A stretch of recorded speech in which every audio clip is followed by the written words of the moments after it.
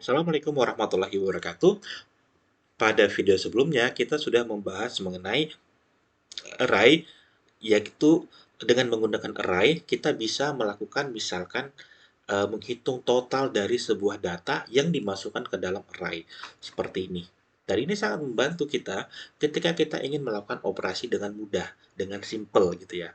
Bayangkan ini kita punya 7 data, kita bisa melakukan penjumlahan mereka semua secara otomatis dengan menggunakan perulangan.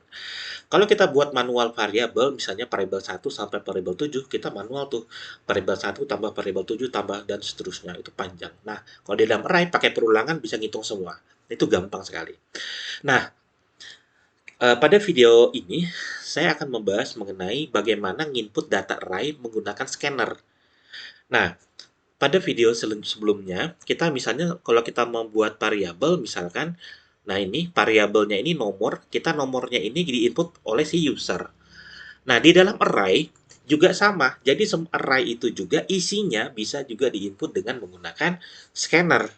Jadi semua variabel bisa diinput dengan menggunakan scanner. Nah, di sini saya tidak akan membuat program baru, kita akan modifikasi program yang sudah ada ini aja. Nah, gitu. Ini kan inputannya manual nih. Nah, bagaimana inputan manual ini tadi itu diinput oleh si user. Nah, seperti itu. Jadi kita perlu yang namanya scanner tadi. Nah, kita impor dulu di atas. Impor Java titik util titik scanner. Nah, gitu. Nah, kemudian kita buat aja di sini variabel inputnya ya, seperti yang kemarin scanner input new scanner system titik in ya. Nah, seperti itu. Nah, sebenarnya kita bisa lakukan seperti ini. Oh, lupa. Jangan lupa new scanner ya. Nah, gini new scanner. Nah, kita bisa melakukan seperti ini di sini. Tinggal kita input titik next double. Nah ya, kenapa next double? Karena tipe data array-nya adalah double, jadi semuanya next double. Soalnya kita bisa input seperti ini, kita ganti setiap angka yang manual ini, kita gantikan next double gitu. Nah, dan kita manual juga di sini kita buat aja misalnya sistem titik out titik print, kita suruh si user input misalnya input input inputkan angka gitu ya, atau misalnya ini kita ngitung total belanja berapa sih gitu ya, jadi inputkan harga barang. Nah, jadi ini sejenis kalkulator gitu. Nah, ini bisa dipakai kayak gini ya. Jadi ada berapa barang? 7 barang gitu. Nah, kita buatkan aja di sini masing-masing. Nah, gini.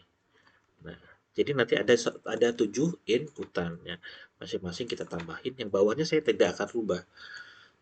Nah, kita tinggal compile ya. Kita compile, kemudian kita running. Nah, input kan harga barang. Misalkan harga barang pertama 150.000. Nah, disuruh lagi input berapa? Misalnya 250.000. Berapa? Inputkan lagi 600.000. Berapa? Masukkan 452.000. Berapa? Masukkan lagi berapa sampai 7 kali. Nah, masukkan lagi. Nah, jadi dapat tuh total belanjaannya adalah 2.093.580 rupiah misalkan seperti itu. Nah, jadi dengan menggunakan perulangan dengan menggunakan inputan ini, jadi isi array-nya itu diinput oleh si user. Ini sama saja dengan variabel yang lain. Seperti itu. Oke. Nah, kalau kita punya 8, 9, atau berapapun array, kita juga bisa melakukan hal yang sama. Tapi, kalau kita lihat di sini, ini ada pengulangan kode. Memang programnya jalan, cuma ada pengulangan kode. Ini kan sama saja. Nah, alangkah lebih baiknya, daripada kita input satu-satu seperti ini, kan sama aja. Lebih baik kita menggunakan perulangan, karena sama aja nih. Jadi kita cukup hapus aja ini, nggak perlu. Jadi kita buat perulangan dulu ada di atas. Nah, sama seperti yang tadi, pakai perulangan for. Nah, kita mau nginput apa yang mau kita input? Kita mau nginput datanya array dari indeks yang ke 0 sampai indeks yang ke kurang dari 7. Kurang dari 7 berapa? 6. Nah, ya, kurang dari 7 6. Nah, jadi kita cukup satu aja yang diambil di sini. Nah, jadi pakai perulangan. Nah, inilah gunanya perulangan gitu ya. Nah, jadi kalau hal yang sama kita pakai perulangan. Nah, kode kita lebih pendek nih. Nah, ini tinggal jangan lupa diganti dengan I. I diganti I, I-nya kan 0, 1, 2, 3, 4, 5, 6. Nah, sekarang kita coba lagi. Nah, apakah sama hasilnya? Nah, masukkan input barang 150.000 tadi ya. 150.000. Masukkan 250.000. Apalagi tuh 600.000. 452.000. 360.000. 158.000 dan yang terakhir 123.580.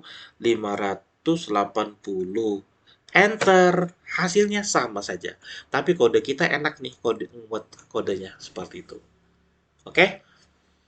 Nah, jadi sama saja gitu.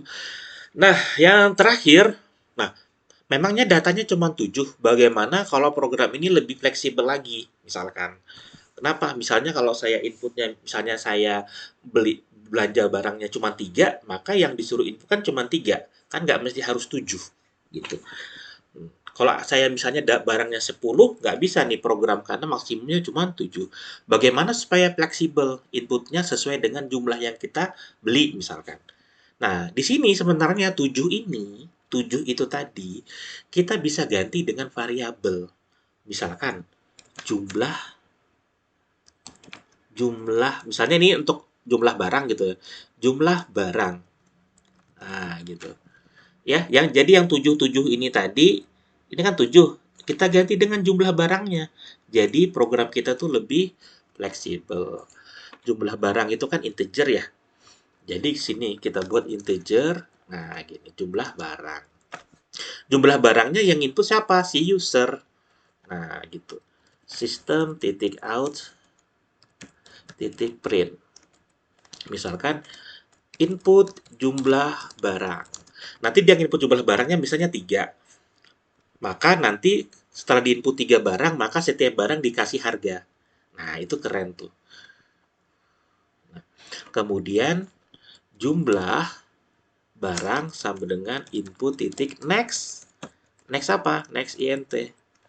Nah, seperti ini. Kenapa next int? Kenapa nggak next double? Karena jumlah barang tipe datanya integer. Nah, sekarang coba kita running program ini. Kita lihat apakah error atau tidak error. Nah, input jumlah barang. Misalnya saya punya 2 barang saja. Nah, input kan harga barang yang pertama ini berarti. Misalnya saya punya harga barang 50.000. Tuh, 2, 3. Nah, kemudian harga barang yang kedua misalnya 30.000. Ketika di enter, nah harganya 80.000. Nah, atau nanti ada orang lagi belanja, misalnya barang yang dia ambil misalnya 7.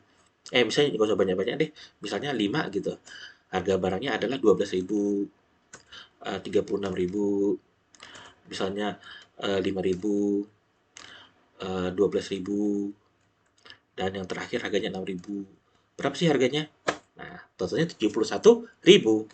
Seperti itu. Nah, ini meskipun arraynya tadi ini statis manual di sini 7. Nah, dengan kita sedikit modifikasi, jadi array-nya, angkanya tadi itu bisa lebih fleksibel. Oke, demikian tutorial ini, video ini mengenai array.